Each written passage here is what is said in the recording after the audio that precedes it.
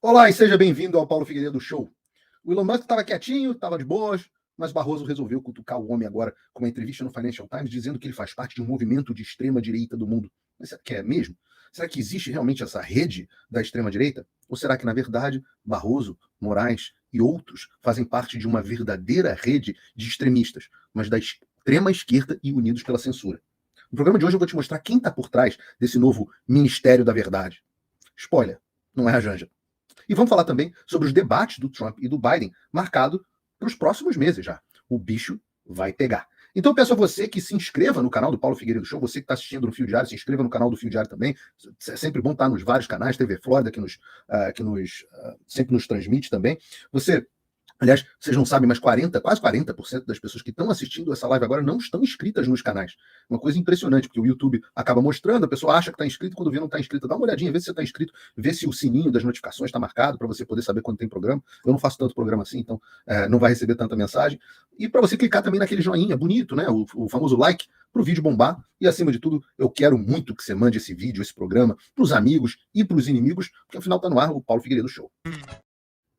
Esse negócio do like é mais importante do que parece, viu? A gente fica, todo youtuber fica enchendo o saco, né? Like, mas vocês clicam like, dão aquela blum de like, o número aqui, a contagem de pessoas assistindo o vídeo dispara. Eu vou começar o programa de hoje já te avisando, você que está em casa. O que a gente vai falar hoje aqui vai parecer teoria da conspiração, vai parecer maluquice, vai parecer que eu devia estar usando um chapéu de alumínio, mas não é, e eu vou te mostrar com dados.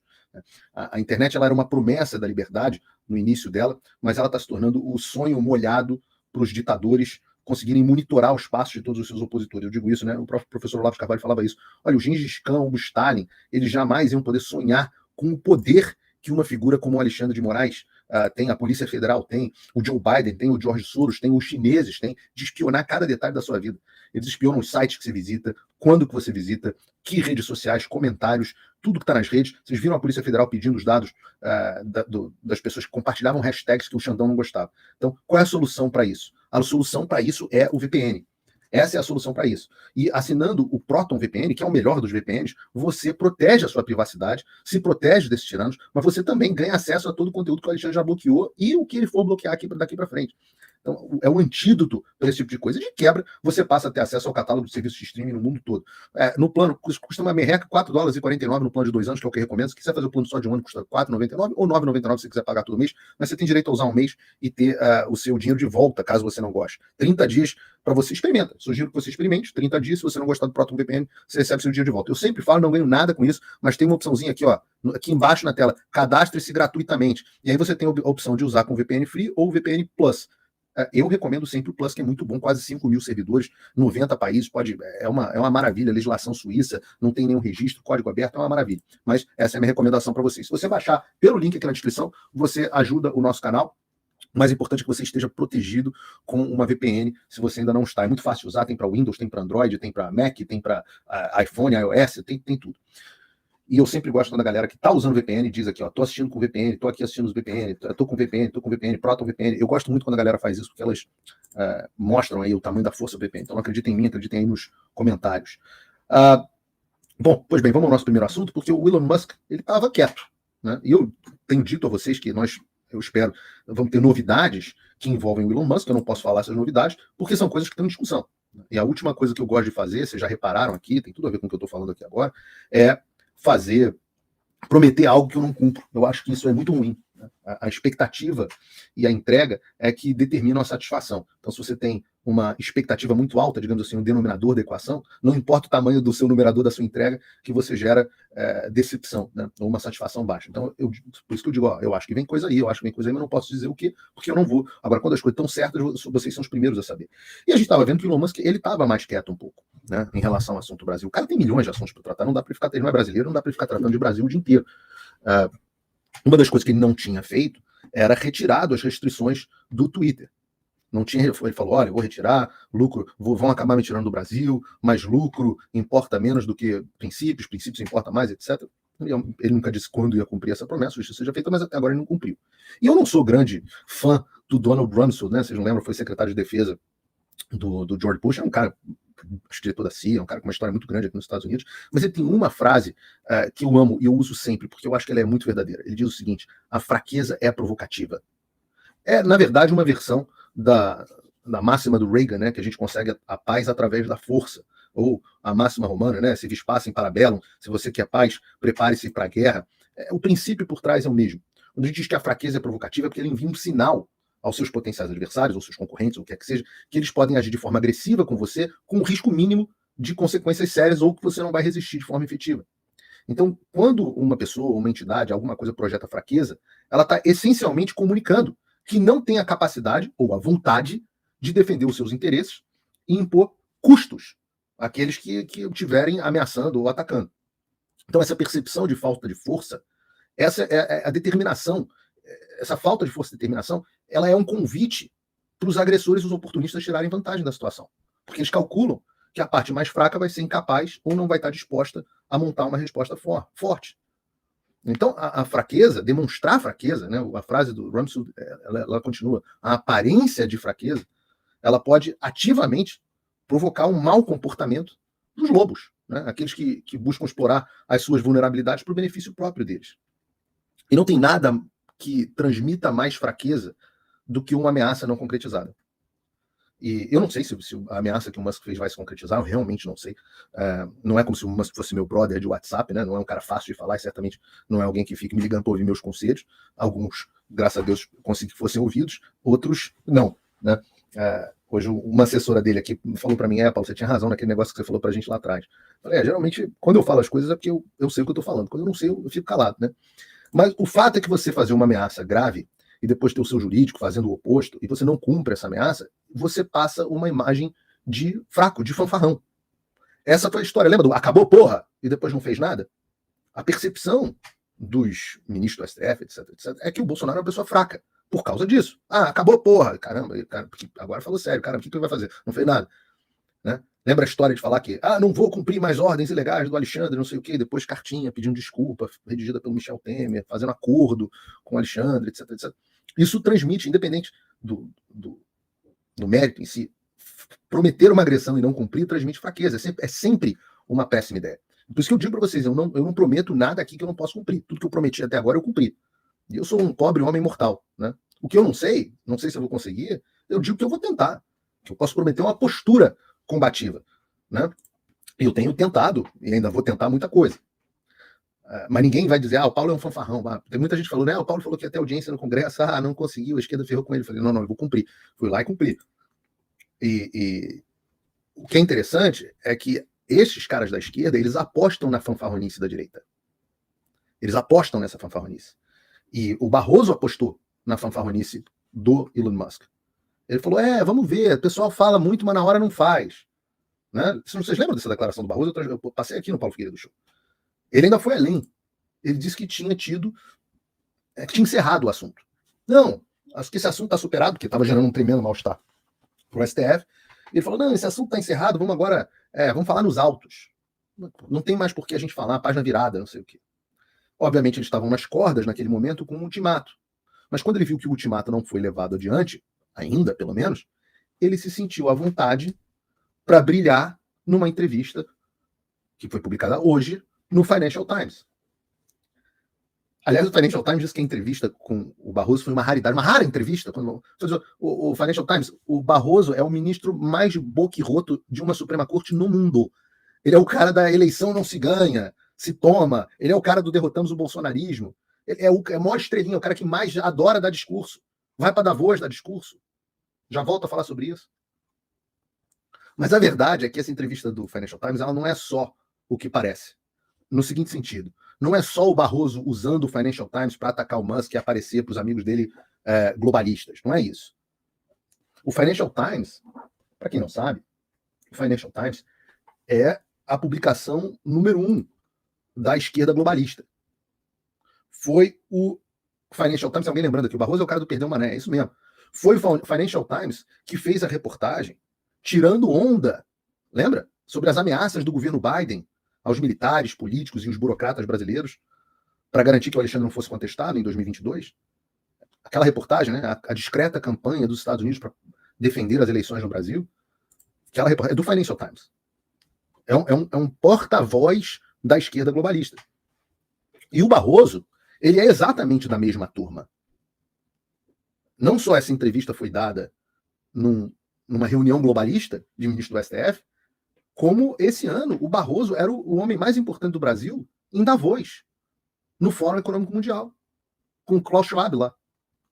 E se você não sabe quem é Klaus Schwab, não sabe o que é Fórum Econômico Mundial, não sabe o que é Davos, por que isso importa, qual o papel disso no mundo, eu recomendo muito que você faça o meu curso O Fim da América e do Mundo como Conhecendo, porque tem um módulo inteiro explicando isso. Aliás, aproveito para dizer que as inscrições se encerram em 48 horas e o link está na descrição com 30% de desconto. Mas quando eu digo que isso não é o que parece, é porque não é o Barroso usando o Financial Times para atacar o Elon Musk. É o Financial Times, ou pelo menos não é só isso. Majoritariamente, é o Financial Times e a elite global utilizando o Barroso para atacar o Elon Musk. Tanto que o foco da entrevista é a questão global. E a gente pode ver a entrevista aqui, eu vou ler com vocês, pelo menos parcialmente, a entrevista. Lembrando que ela está na íntegra publicada no paulofigueiredoshow.com para os meus apoiadores. Então, se vocês quiserem entrar aqui no site, podem assistir, podem ler, os meus apoiadores podem ler a entrevista como inteiro. Se você não é meu apoiador, você pode ser meu apoiador muito facilmente. Mas está aqui, ó. Financial Times, Barroso rebate Elon Musk após decisões sobre o ex-Twitter. Eis a íntegra. Está aqui, o presidente do STF do Brasil criticou Elon Musk depois que o bilionário atacou ordens judiciais, direcionando sua plataforma X, ligando Musk a um movimento internacional de extrema-direita, que ele chamou de destrutivo e com intenções de destabilizar democracias. Musk, que se declara um absolutista da liberdade de expressão, acusou no mês passado um dos ministros do tribunal, faltou aqui dizer o nome, né, Financial Times, de censura e de trair a Constituição e o povo do Brasil. Depois que o juiz exigiu que o ex removesse perfis ligados a grupos de extrema-direita. Eu, por exemplo, sou ligado aparentemente a um grupo de extrema-direita, segundo o Financial Times.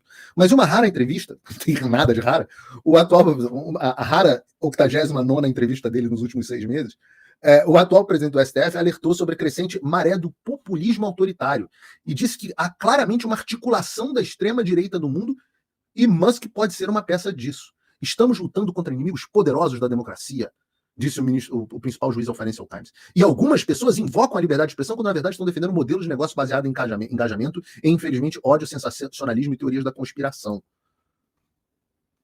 Essa maré do populismo autoritário é uma outra coisa que eu explico no curso do Fim da América, que, em resumo aqui, a gente pode explorar mais profundamente. O que aconteceu? Desde meados ali de 2010, principalmente depois da crise de 2008, que foi ali um momento onde o liberalismo internacional, o modelo globalista, né, o globalizador, começou a ruir, as pessoas começaram a perder seus empregos, viu seu modo de vida se desconectando completamente das elites, viram elites enriquecendo, bancos quebrando e os seus executivos sendo pagos com o dinheiro do contribuinte, todo mundo estava se ferrando, enquanto estavam se dando bem a China e uma elite de empresas e de executivos que estavam se tornando cada vez mais concentrados e cada vez mais íntimos do poder político. As pessoas começaram a ficar putas da vida. No mesmo momento, as redes sociais começaram a se expandir, a mídia perdeu o monopólio dos fatos, houve o rompimento da espiral do silêncio, e as pessoas comuns, que são as pessoas que têm, como você que deve estar me acompanhando em casa, que tem uma vida completamente diferente da vida do Barroso, vocês começaram a ficar, todos nós começamos a ficar pé da vida e começamos a nos revoltar.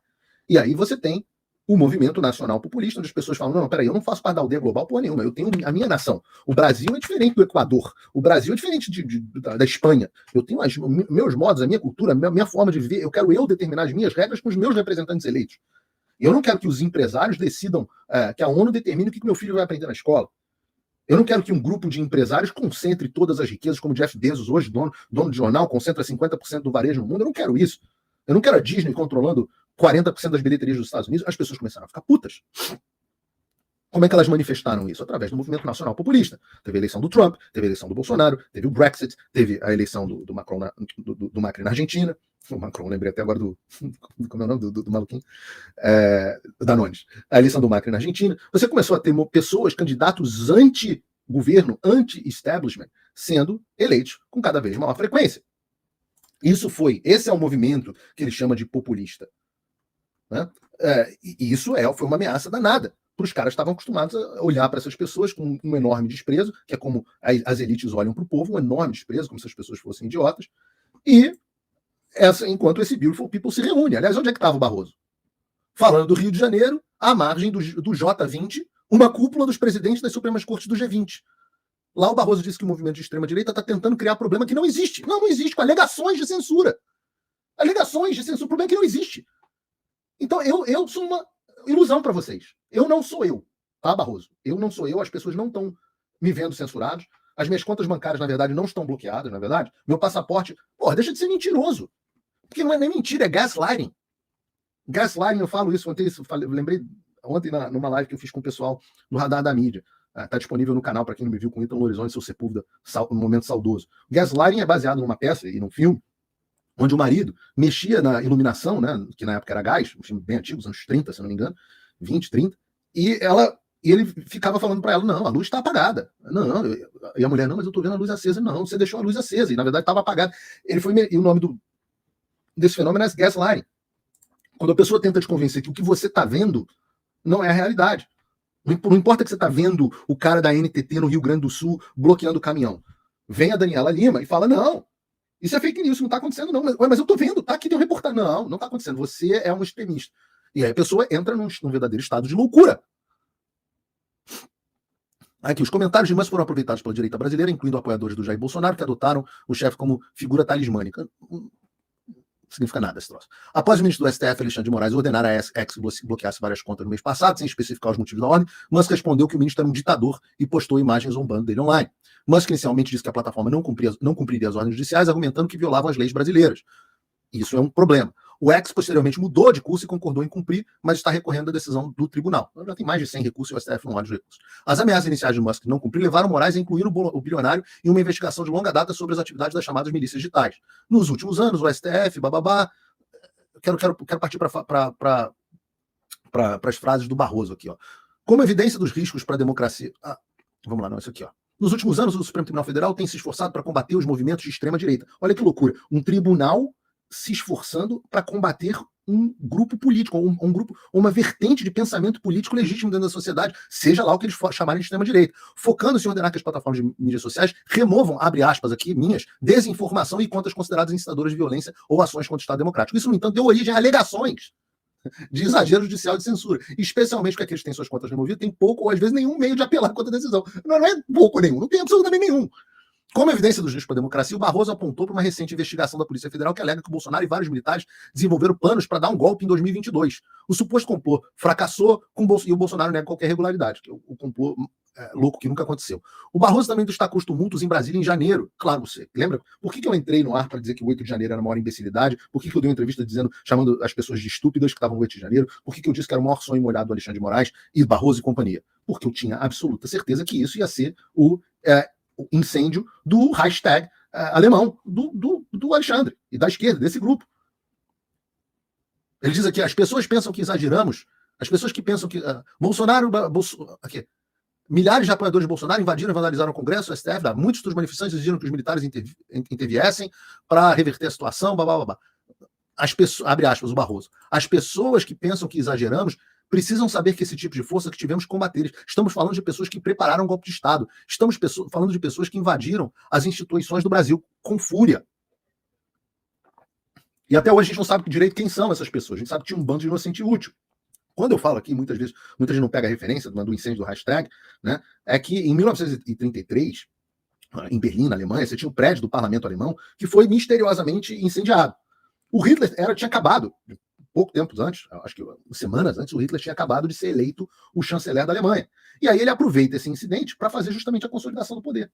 Ele diz que o incêndio foi o início de uma revolta comunista, era um golpe, tentativa de golpe. Hoje quase todos os historiadores dizem que foram os nazistas que plantaram esse tipo de coisa, mas na época ninguém dizia isso, todo mundo, eles dominavam a narrativa, o Goebbels lá já devia estar começando, não sei se já tinha começado não, acho que não, mas a parte da propaganda nazista e tudo mais. E o Hitler convenceu na época o presidente que assinou um decreto do incêndio do hashtag. E aí, naquele momento, houve uma suspensão dos direitos civis, a prisão dos opositores políticos, todo mundo sem julgamento, a Alemanha entrou numa lei marcial, se isso está soando muito familiar com o 8 de janeiro para você, é isso mesmo. Passaram algumas semanas, todos os opositores e oponentes políticos foram presos, e aí o Hitler conseguiu passar a famosa lei da concessão dos plenos poderes, que dava a ele o poder absoluto de promulgar leis sem aprovação do parlamento. Está soando familiar para você? Tipo um presidente do TSE que aprova uma regra canetada para as redes sociais ele mesmo? Está soando familiar? Isso é a coisa mais velha do mundo. Então, os ativistas da liberdade, olha, continua a reportagem. Ativistas da liberdade de expressão levantaram preocupações de que as demandas do STF para remover conteúdo continuaram muito além do ciclo eleitoral de 2022. Ou seja, estavam protegendo as eleições de 2022 e a gente está em 2024. E as regras estão valendo ainda. Fernando, aí um mérito aqui, eu sempre falo mal dos jornais, mas aqui pelo menos tem um mérito nessa reportagem do Financial Times. Eles dão pelo menos uma versão de um especialista, um professor que é contra esse negócio. Por parte, diz assim, Fernando Schuller, professor de ciência política do INSPER em São Paulo, que tem sido crítico do STF, disse: foi criada uma ideia pelo tribunal de que cabe a eles defender a democracia. O erro é a suposição de que para defender a democracia você deve permitir ou tolerar a violação de direitos constitucionais fundamentais. Perfeito. Barroso admitiu que é difícil saber onde traçar a linha de liberdade de expressão e democracia, dizendo que sempre dependerá dos riscos que você está correndo. Ou seja, eles criam os riscos. Hoje está uma entrevista no jornal, não sei onde que foi a entrevista, eu li no Twitter da Mônica Bergamo.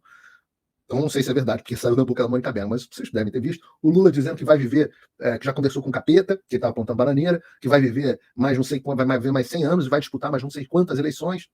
Isso, se fosse dito pelo Bolsonaro, era: meu Deus, olha o risco, a democracia, caramba, e agora? Mas como foi dito pelo Lula, tá tudo certo. Eu perguntei até o tweet da Mônica Bergamo, que ela não vai ler porque não deve usar VPN, mas eu perguntei lá no tweet dela, falei: e aí, Mônica, tá feliz? Você trabalhou duro para conseguir que isso acontecesse. Então o Lula não é uma ameaça para a democracia. Mas o Bolsonaro, que se quer dizer que ele disputar a reeleição, e não devia ter disputado mesmo, esse não era. Mas fiquem tranquilos, porque apesar de ser difícil traçar essa linha entre a liberdade de expressão e os ataques da democracia, o Barroso tem essa capacidade porque ele é iluminado. Então fica tranquilo, confia no Barroso. Mas ele diz que a incitação à violência contra o Estado é inaceitável. Você pode criticar o Supremo Tribunal Federal e dizer que não gosta dele. Você pode até dizer algo pior. Não pode, não. Mas algo que você não pode dizer é: vamos invadir os prédios e remover essas pessoas. Há uma linha clara entre essas duas coisas. Pô, imagina, ô seu picareta. Imagina se eu ia dizer uma coisa dessas.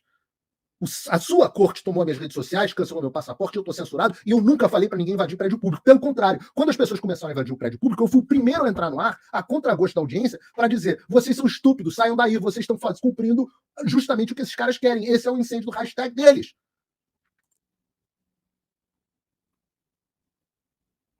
A coisa boa dessa entrevista do Barroso é que ela joga de novo a história do Elon Musk. E ele joga o Elon Musk de novo na arena, e eu digo a vocês que hoje o Elon Musk recebeu essa reportagem pela manhã, logo pela manhã, e tomara que ele responda. Mas também isso torna o Brasil de novo assunto no mundo. A censura do Brasil passa a ser assunto de novo. Então vocês lembram que o Barroso queria enterrar essa história? Aí vem a vaidade dele, junto ao Beautiful People, a sensação de que agora estava tranquilo, que o Musk tinha recuado, a certeza de que o Musk estava de fanfarra, para ele trazer de novo mas ele acaba escorregando na própria armadilha de trazer esse assunto de novo para o debate global. Né?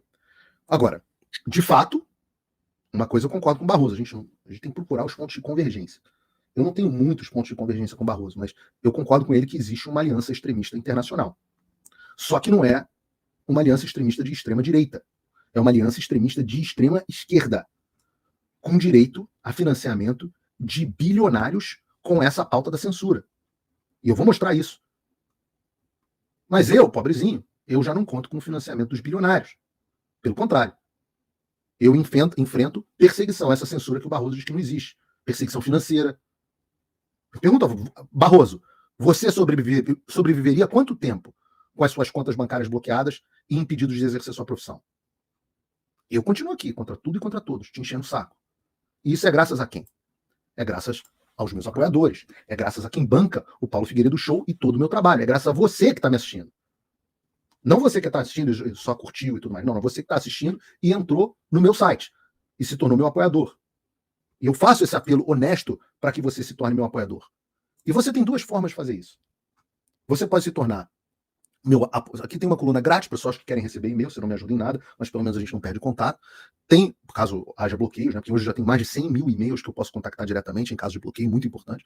Mas o apoiador, esse é o cara que, se usar o cupom da descrição, vai gastar um pouco mais de $5 por mês, que é menos do que uma promoção do Big Mac, como eu sempre digo. Ele vai abrir mão de um Big Mac, uma promoção, para garantir que eu continue fazendo o que eu estou fazendo. Eu, com isso, vou dar artigos exclusivos, como, por exemplo, essa entrevista traduzida do Financial Times que está no meu site. A gente está procurando uma forma de fazer live exclusiva, mas também tem os descontos nos meus cursos, que valem tanto para o apoiador quanto para o meu patrono. Os patronos, eles ganham um curso, eles têm um grupo de WhatsApp exclusivo, o Patrono Gold paga mais, paga $50 por mês. É um grupo, é voltado para um grupo que está financeiramente melhor, a galera que está andando de carro do ano, a galera que comprou um carrão importado, o cara está viajando pra caramba, tem casa não sei aonde. Graças a Deus está prosperando, a gente quer essas pessoas prosperando. Mas eu acho que a prosperidade delas deve ser um instrumento para que elas abençoem outras pessoas.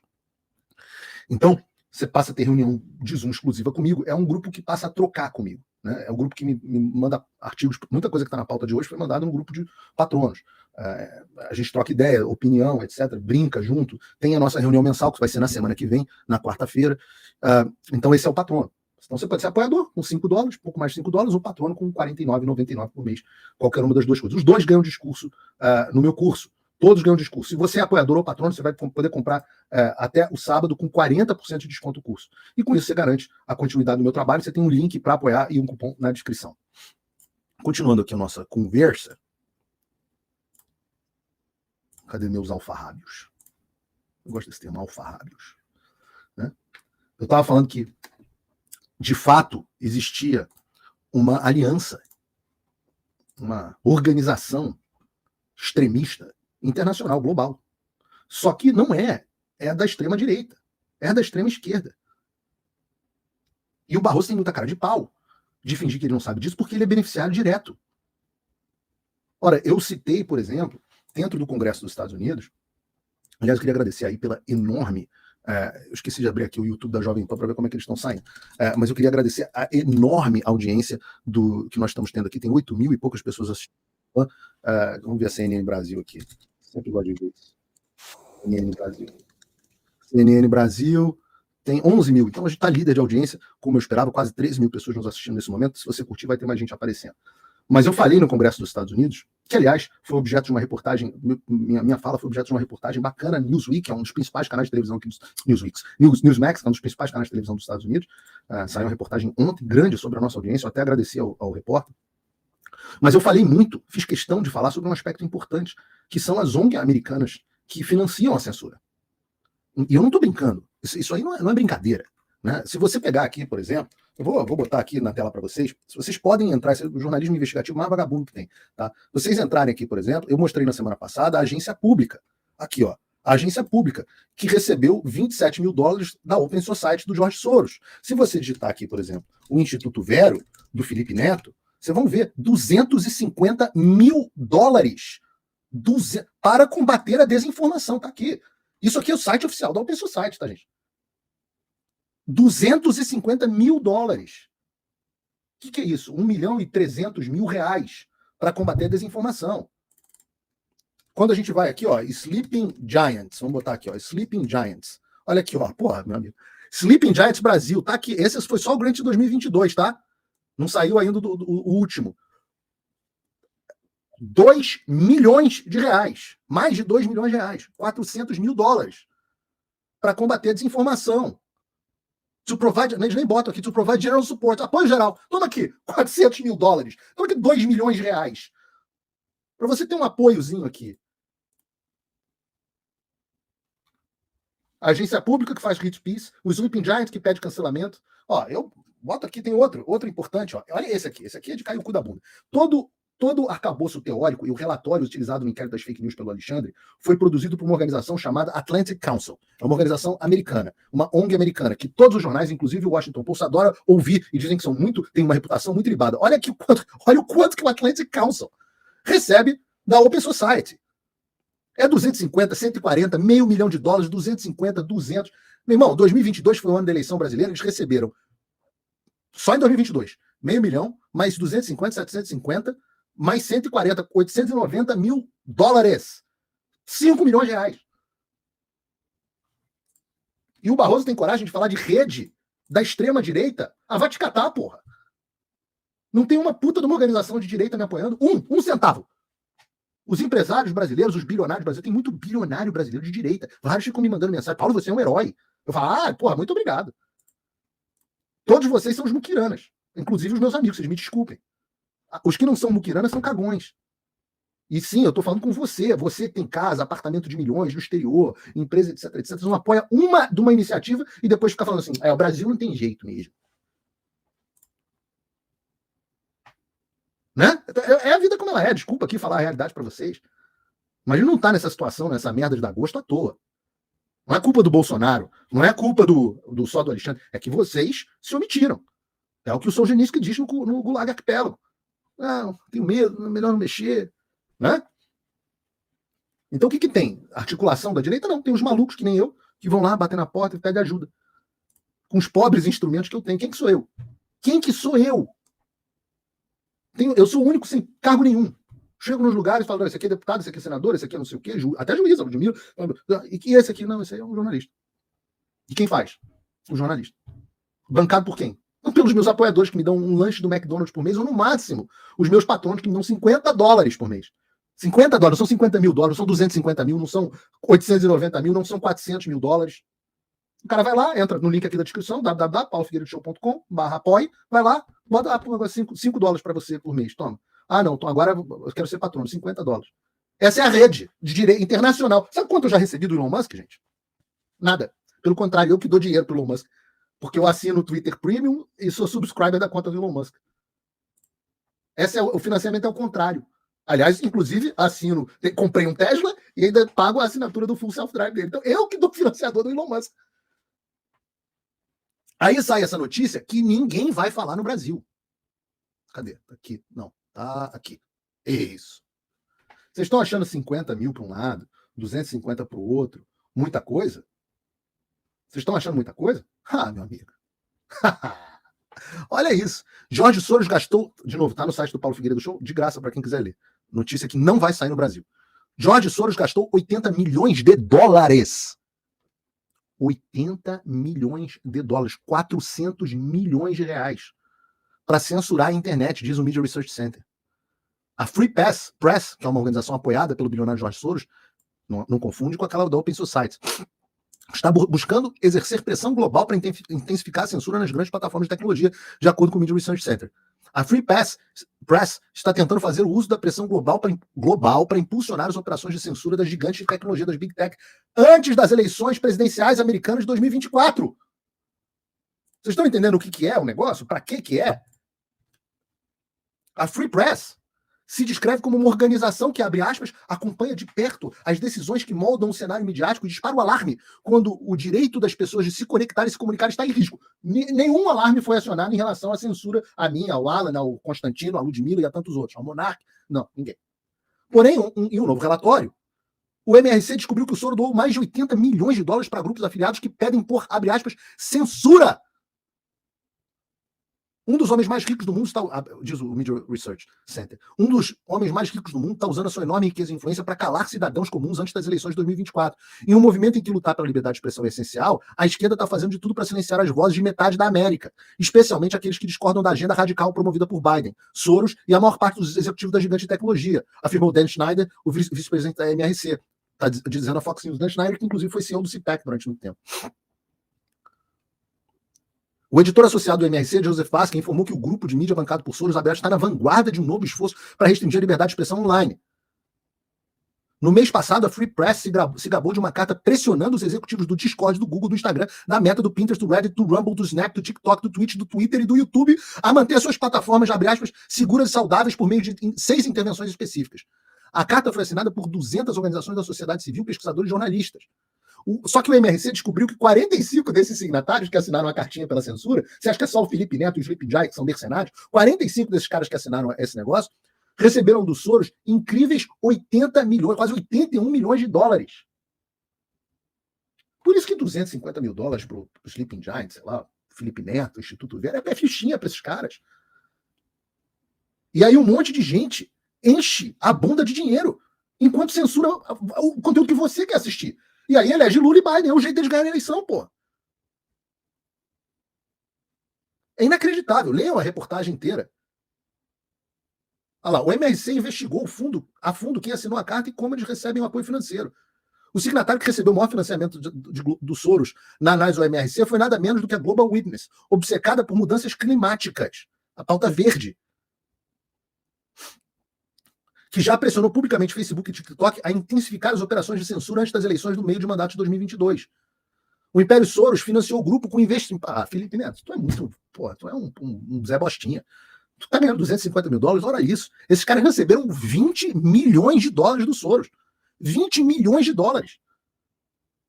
A campanha de ameaças digitais do grupo, por exemplo, está especificamente focada em pressionar os governos e regulamentar o discurso das mídias sociais. Regulamentar o discurso das mídias sociais. Olha que interessante. O MRC também descobriu que o Institute for Strategic Dialogue, outro signatário, recebeu 3 milhões de soros. O grupo foi recentemente investigado no Comitê Judiciário da Câmara, o mesmo que divulgou as decisões do Alexandre, por criar um conjunto de uma lista negra de grupos de ódio, com um negócio chamado Global Disinformation Index, financiado por Soros, visando organizações conservadoras e cristãs. Essa lista foi disseminada pelas autoridades para várias instituições financeiras, para você ter bloqueio também financeiro, cancelamento. Esses são os mesmos caras que estão por trás das coisas. E claro que eu explico isso em muito mais detalhes no meu curso. Porque o Soros, ele é só um grande player, sem dúvida nenhuma. Mas tem vários outros. Bill Gates, o Pierre Omidyar, a Ford Foundation, a Oak Foundation, e por aí vai. Eu posso passar aqui, tem um capítulo inteiro do curso explicando como que os bilionários e os caras das empresas querem determinar como é que você vai viver a sua vida. E como que essa galera se conecta com o Barroso e com o Moraes. Porque são as mesmas pessoas que estão financiando a nossa censura. Por isso que eu fiz questão de dizer isso no Congresso. E é por isso que eu digo para você fica aí todo... eu não perco uma live do Paulo Figueiredo, eu sou todo interessado em política. Mas no final das contas, cara, você não tem ideia do que está acontecendo. Você está vendo o palco, mas você não está vendo o que tem de trás das cortinas. Isso você provavelmente ignora, porque ninguém ensina no país. O Brasil está inserido nessa rede global que eu estou tentando te mostrar. Mas como eu não vou conseguir fazer isso numa live, até porque tem coisa aqui que eu sou proibido de falar. Eu não sei se eu contei para vocês. Mas na semana seguinte que eu voltei do Congresso, eu tomei um strike do YouTube, nos novos canais do YouTube. O meu primeiro continuou bloqueado no Brasil, mas ainda assim tomou um strike internacional. Porque na entrevista com o Tucker, o Eduardo Bolsonaro, que eu publiquei no meu canal, o Eduardo Bolsonaro teve um momento onde ele fala de um certo procedimento médico contra uma determinada doença que ele não podia ter falado. E tem um monte de coisa que a gente não pode falar. Essa live possivelmente sofreu problemas também com monetização. E é por isso que eu tenho que te contar em detalhes essas coisas, como que acontece, de forma estruturada, com dados, de forma organizada, na minha plataforma. E eu já fiz isso, tem 5 mil pessoas no Brasil que tiveram já as suas mentes abertas. Eu queria que fossem 50 mil, eu queria que fossem 500 mil.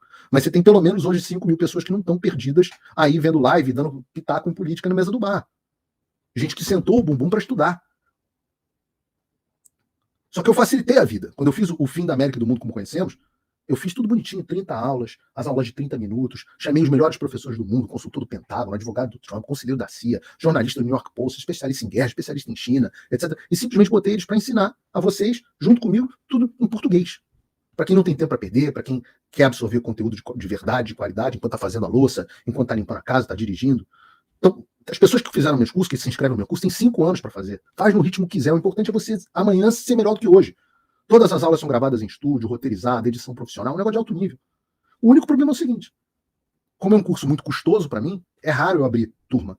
A última turma que eu abri foram 7 meses atrás. Eu não sei se eu vou abrir novas turmas. É muito custoso e trabalhoso fazer esse tipo de lançamento e abertura. Então essa talvez seja a sua última chance.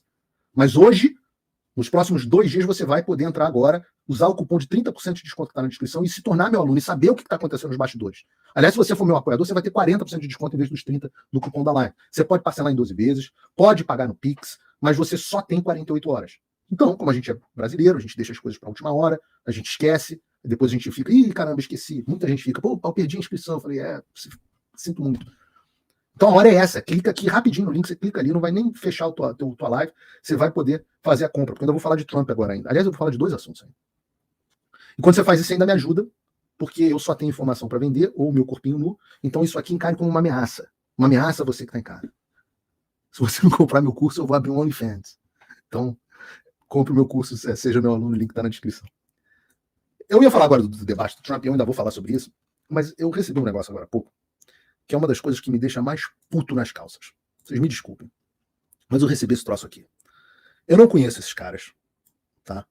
Um site chamado, um canal chamado Sem Medo da Verdade BR 2, porque aparentemente já teve um. Eles têm conta no Getter.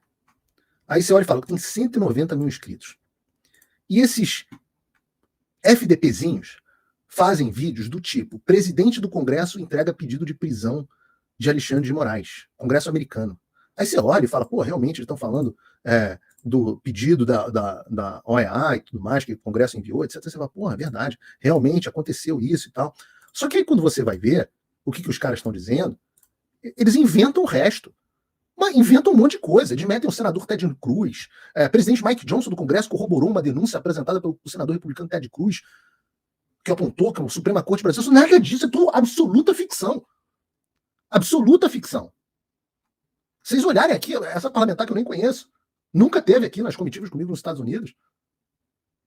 E isso é exatamente o que nos ferra.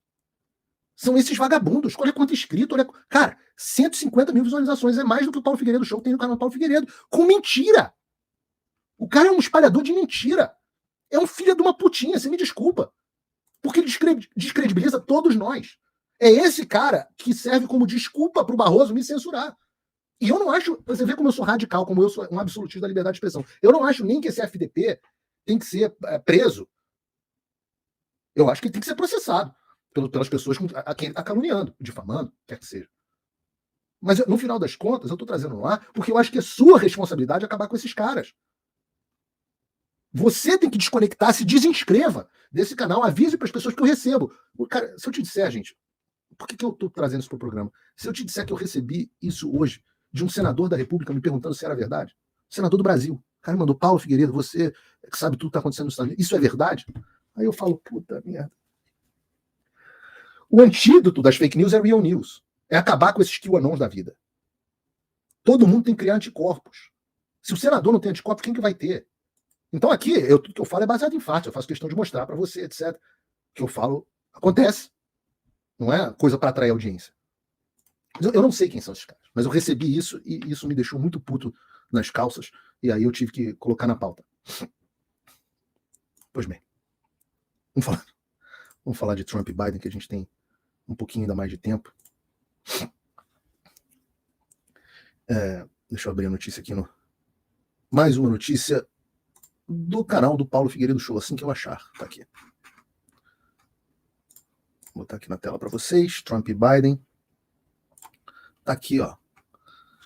Vocês podem ler a notícia. Por que Biden desafiou Trump para um debate e o Trump concordou, e os riscos para cada lado. Então, qual foi a notícia aqui? A notícia aqui é que nós teremos debates entre Trump e Biden a partir dos próximos meses. Os dois concordaram. Então nós vamos ver repetição do que aconteceu. Você sabe que a eleição mais importante do mundo é essa de novembro dos Estados Unidos. E o Trump e o Biden, tudo indica, serão os candidatos. Tem uma discussão se o Biden ainda vai ser o candidato mesmo, porque ele está indo muito mal. O Trump está disparado nas pesquisas. E por conta disso, o Biden resolveu chamar o Trump para um debate. E de novo, tá tudo no meu site, você pode se cadastrar de graça para entender o que está por trás desse debate e tal. É uma boa você entrar aqui tem uma opçãozinha de você clicar, quero me cadastrar no site. Se você clicar aqui, você vai se cadastrar aqui comigo e vai poder ter lá entrar em contato comigo, recebemos notícias por e-mail e tudo mais. Mas o meu ponto central nessa história é o seguinte: tem duas, obviamente, o que está por trás dessa história, desse debate? A primeira coisa é, para o Biden estar desafiando o Trump é porque bateu um desespero. É uma forma do Biden afirmar a posição dele como candidato. Tem até debate marcado. Um dos pontos centrais na administração Biden é o entendimento de que ele está completamente senil. E neste sentido, eu acho essa entrevista perigosa em favor do Biden. Essa entrevista, esse debate, perigoso em favor do Biden. Porque todo mundo está vendo que o Biden está mal, mas com o debate ele tem uma chance de tomar aquele espinafre do Popeye, aquele coquetel dele lá, que deram lá antes do State of the Union, e ele mostra que ele não está no estado de babar a gravata. Vocês lembram que eu sempre falo, a expectativa e entrega são que determinam a satisfação. Se você tem expectativa, é o denominador. Se você tem expectativa muito, muito alta, né, ou você acha que o Biden está muito ferrado, qualquer coisa que ele fale, sem chegar lá assim, chamando Trump de Reagan, você vai achar que ele está bem. E o debate é uma oportunidade disso. Então ele vai lá, chega lá no coquetel, pilhadão. E é claro que eu acho o Trump o melhor debatedor do que o Biden, mas lembrem que em 2022, o Trump foi muito bem nos debates de 2016, a gente pode entrar aqui em detalhes, mas em 2022 o Trump, especialmente em um dos debates, foi muito mal. Muito mal. E o Biden tirou onda com isso. Eu acabei com o Trump nos dois debates. Não acho que acabou com os dois, não, mas um deles ele acabou. O Trump foi muito mal. O Trump estava interrompendo demais. E claro, vocês têm que pensar o seguinte: o Biden sabe, os debates vão ser, acho que na NBC, ou nas redes de televisão americanas clássicas. E vocês sabem que os moderadores são todos William Bonner.